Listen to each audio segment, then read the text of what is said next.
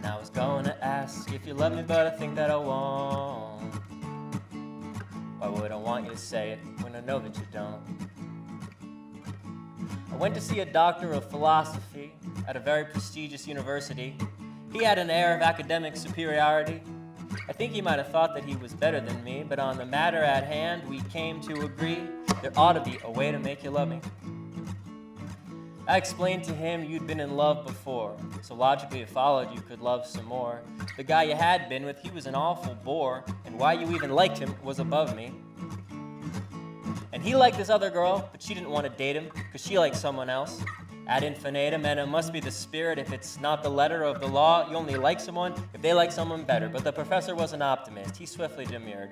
He assured me my anxieties were completely absurd. He said, according to the transitive properties put forth in BC by Socrates, if a thing is the same as a similar thing, which is equal to this third thing that's got you by a string, well then the first and the third things ought to be the same, and if they're not, check your work.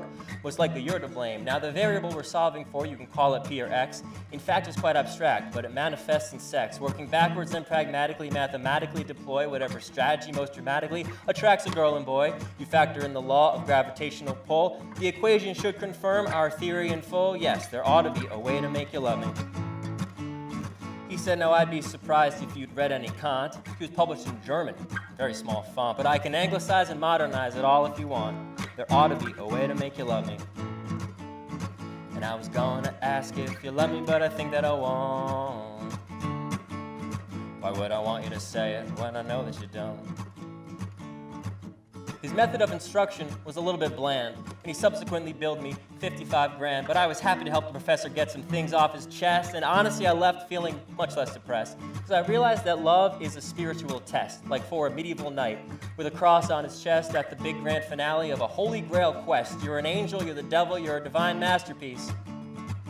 I stopped outside a church to discuss it with a priest. He said love is a garden. It takes time to grow it. It gets a little out of control, that's when you mow it. Be sure to give it plenty of direct sunlight and water. I can't swear she'll love you, but she damn sure will oughter.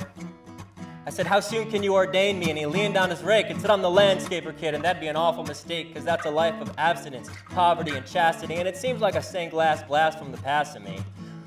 Okay, so maybe there's an unmoved mover like George Soros or J. Edgar Hoover, but the rest just reeks of a medieval maneuver. You fill your big black book with a whole bunch of entries so you can have a gardener for 200 centuries. Now, this might have been exactly the pep talk I needed, but he must have seen it left me feeling kind of depleted. He said, look, pal, I'm sorry, that's my best advice. I'm not offended if you found it to be a bit too concise, but I've got bushes to prune, I've got weeds to tackle. Monsignor's in the tabernacle up in the chapel. Go give him your confession. That's why the man gets paid, but I'm not sure what a priest knows about getting laid.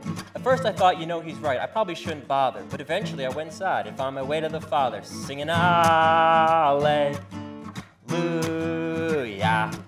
He said, bless you, child. I said, that was a psalm, not a sneeze. He said, pray with me, child, please, down on your knees. I said, I read the papers and I'll pass on that, thank you. He said, you're a naughty boy, I really could spank you. I said, I'm only naughty in my mind, Father, that's why I'm here.